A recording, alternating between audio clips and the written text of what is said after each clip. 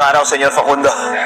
Maligayang pagbabalik, Marcelo. Dante, tinawag sa akin ni Atty. De la Cruz na isa lang daw dun sa mga bago mong kakilala ang napawalang sala. Opo. Nasaan siya? Umuwi muna po sa kanila. Gusto daw makita ang kanyang pamilya muna.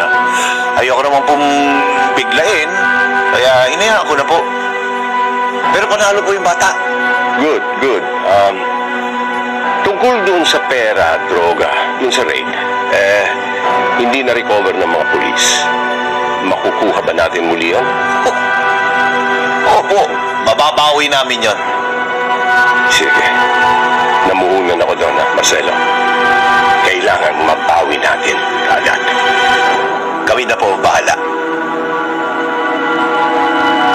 Mauna na po kami. Sige.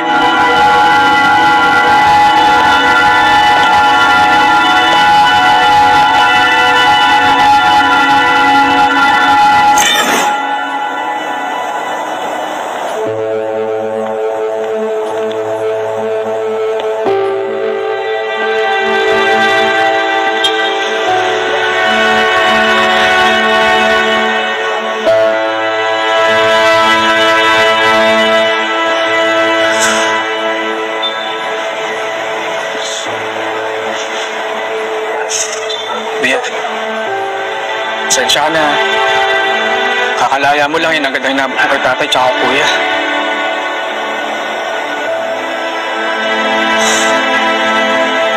Ayos lang.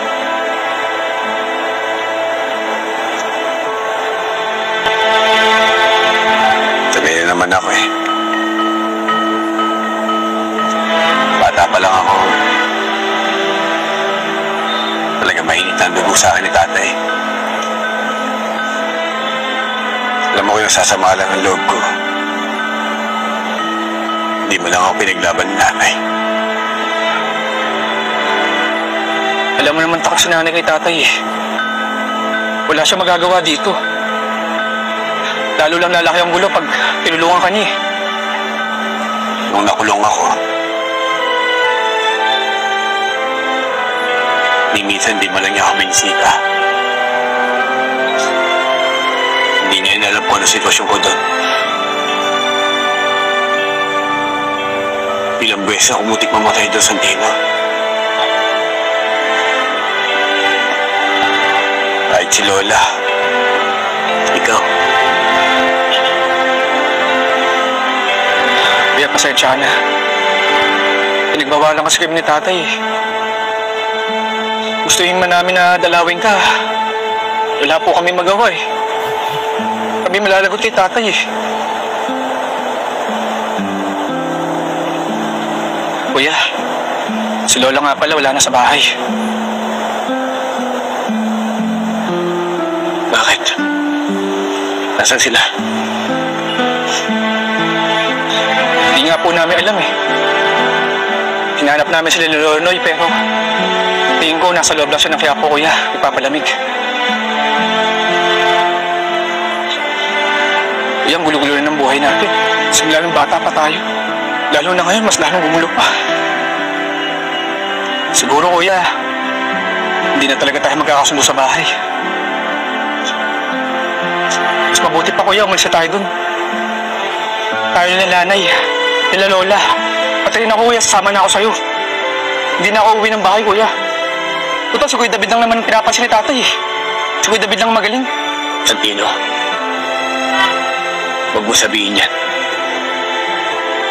Kinidisiplina lang tayo ni tatay, kaya siya gano'n. Dahil sobrang niya tayong mahal.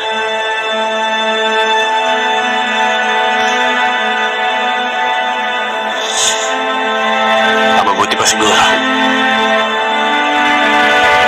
ako na lalayo. Para hindi na magkagulo doon sa bahay. Paano ko na niyo, kuya? Saan ka pupunta? Hindi ko alam. Baka pumunta muna ako sa mga kaibigan ko. Kanila ako hihingi ng tulong. Ang pinoproblema ko ngayon, pinulit ni David ang papeles ko. Sino maniniwala sa akin na nakalaya ako? Sigurado akong iisipin nila tumakas ako. Parang tao talaga yung si Kuya David. Kung ituring niya tayo, parang hindi niya tayo kapatid. Basta kuya, mag-ingat ka. Kung saan ka man pumunta, kuya, paalam mo sana sa akin para madalaw kita.